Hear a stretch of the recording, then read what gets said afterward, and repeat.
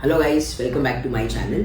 तो today's topic of discussion is dividend discount model, जिसको हम DDM बोलते हैं. तो इसके पहले मैंने आपको कैपिटल एसेट प्राइसिंग मॉडल बताया था CAPM, जिससे हम लोगों ने रिक्वायर्ड रेट ऑफ रिटर्न यानी कि एक इन्वेस्टर जब लॉन्ग टर्म में इन्वेस्ट करता है एक कंपनी में ऑन एन एवरेज उसको कितना चाहिए रहता है रिटर्न्स.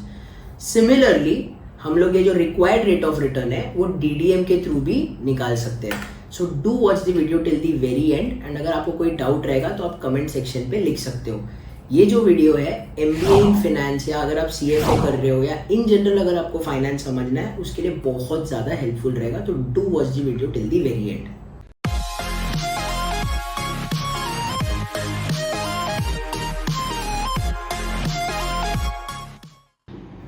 ओके, सो आज का जो टॉपिक रहने वाला है that is dividend discount model, DDM हम लोग बोलते हैं. इसके पहले हम लोग ने कैपिटल एसेट प्राइसिंग मॉडल देखा था CAPM. उससे क्या निकाला था? Required rate of return. कि बॉस अगर एक इन्वेस्टर इन्वेस्ट कर रहा है स्टॉक पे on an average long term में एवरी ईयर उसको कितना मिलना चाहिए, that is required rate of return. In reality हो सकता है उसको ज्यादा मिले कम मिले, बराबर. तो वो रिक्वायर्ड रिटर्न कैसे निकाल रहे थे? CAPM के थ्रू. वो एक फॉर्मूला था. वैसे ही आज हम लोग दूसरा फॉर्मूला देखेंगे जिससे हम लोग रिक्वायर्ड रेट ऑफ रिटर्न निकाल सकते हैं. अगेन जैसा CAPM का फॉर्मूला कहां से डिराइव हुआ था? इन्वेस्टर के पर्सपेक्टिव से. सिमिलरली ये भी जो फॉर्मूला है इन्वेस्टर के पर्सपेक्टिव से हुआ है. इवन तो required rate of return and के मतलब क्या? Cost of equity. दोनों भी सेम चीज है, बस पर्सपेक्टिव अलग है, राइट. तो मतलब के जो कॉस्ट ऑफ इक्विटी किसके पर्सपेक्टिव से? कंपनी के पर्सपेक्टिव से कि बॉस इतना देने का है, 12% 14% देने का है. Required rate of return investor के पर्सपेक्टिव से कि ऑन एन एवरेज मुझे कितना चाहिए. तो दोनों भी सेम चीज है, जस्ट पर्सपेक्टिव किसका है? एक कंपनी का है, एक इन्वेस्टर का है. तो ये जो फॉर्मूला भी बना हुआ है कौन से पर्सपेक्टिव से बना हुआ है? इन्वेस्टर के पर्सपेक्टिव से बना हुआ है, ठीक है. तो एज एन इन्वेस्टर अगर मैं इंडियन हूं, मैं इंडिया के स्टॉक में कोई डाल रहा हूं तो मेरा रिटर्न्स दो ही सोर्सेस हो सकता है. एक या तो मेरे को डिविडेंड मिल रहा है, दूसरा मेरा स्टॉक प्राइस ऊपर जा रहा है, बराबर. वो करेंसी का तो आएगा ही नहीं क्योंकि मैं इंडियन हूं, मैं इंडिया के बाहर इन्वेस्ट नहीं कर रहा हूं, तो करेंसी का एस्पेक्ट नहीं आएगा, राइट. कौन सा एस्पेक्ट आएगा? अगर मैं इन्वेस्टर हूं, दो सोर्सेज ऑफ रिटर्न्स है, एक मेरा डिविडेंड्स है और एक मेरा स्टॉक प्राइस अप्रिसिएशन है.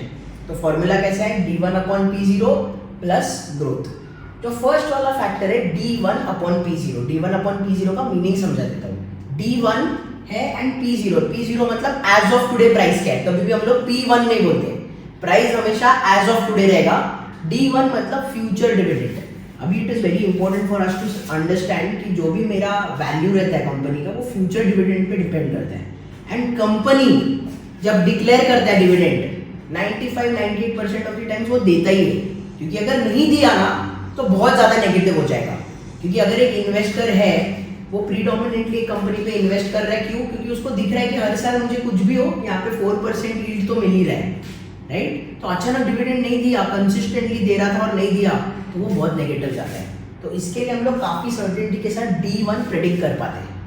समझ में आ रहा है? Future dividend and price as of today. मतलब अगर आपने 100 रुपया एक स्टॉक पे लगाया, ठीक है, आपको उस स्टॉक पे 5 रुपया डिविडेंड मिल रहा है, तो आपके पर्सपेक्टिव से आपने 100 रुपया लगाया और 5 रुपया मिला, मतलब कितना डिविडेंड यील्ड है आपका? 5%. तो ये जो डिविडेंड यील्ड है किसके पर्सपेक्टिव से? इन्वेस्टर के पर्सपेक्टिव से. इन्वेस्टर ने 100 रुपया लगाया था स्टॉक के लिए, उस पे उसको फ्यूचर में 5 रुपया मिलने वाला है. तो dividend yield is how much यहाँ पे? 5%. तो that is one of the sources जहां से वो कमा रहा है. सेकंड क्या है? Stock price increase.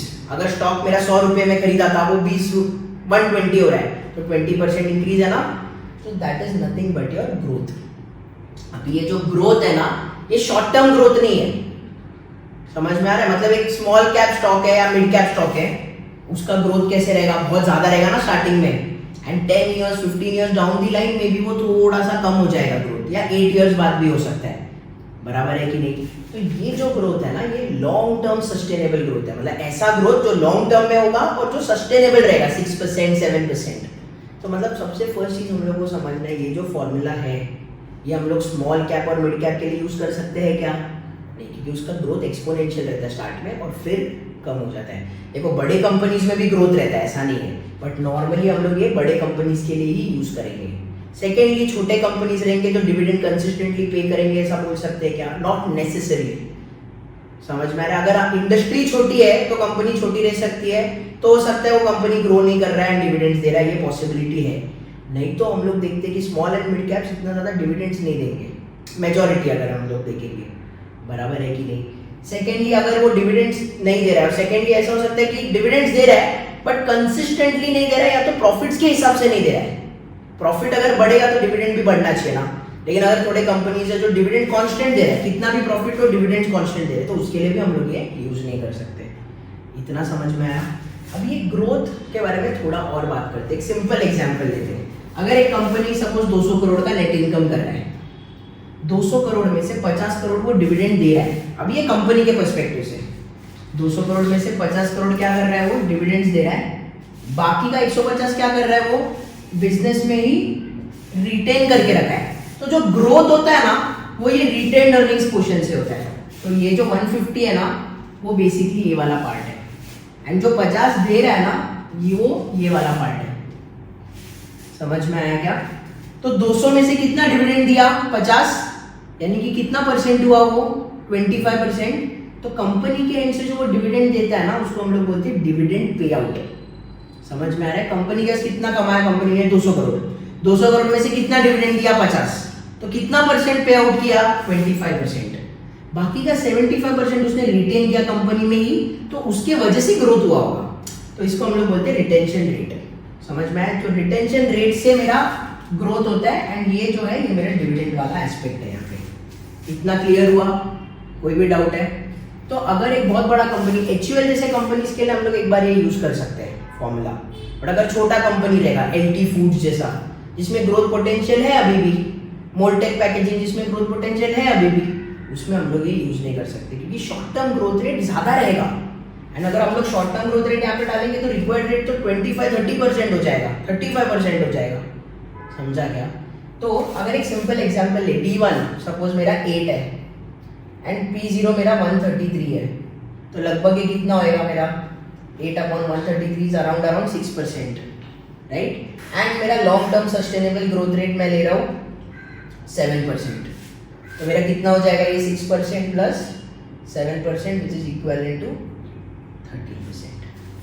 समझ में आ रहा है क्या? मतलब ये ऐसे कंपनीज के लिए ये फॉर्मूला यूज कर सकते हैं जो बड़े कंपनीज है, जो कंसिस्टेंट बेसिस पे डिविडेंड्स दे रहे हैं, जो प्रॉफिट्स के कंसिस्टेंट बेसिस पे, मतलब प्रॉफिट्स अगर बढ़ रहा है तो डिविडेंड्स भी बढ़ रहा है, एंड उसमें ग्रोथ पोटेंशियल थोड़ा कम होना चाहिए, क्योंकि अगर ग्रोथ पोटेंशियल बहुत ज्यादा है तो ये ग्रोथ का तो मतलब ही नहीं है ना।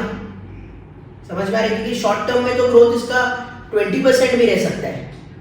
समझ में आया? तो ये ऐसी कंपनीज के लिए हो सकता है जो लार्ज कंपनीज है, जो ऑलरेडी वो लेवल पे पहुंच गया है कि सस्टेनेबल ग्रोथ रेट रहेगा, वो कंपनीज के लिए हम लोग ये यूज कर सकते हैं।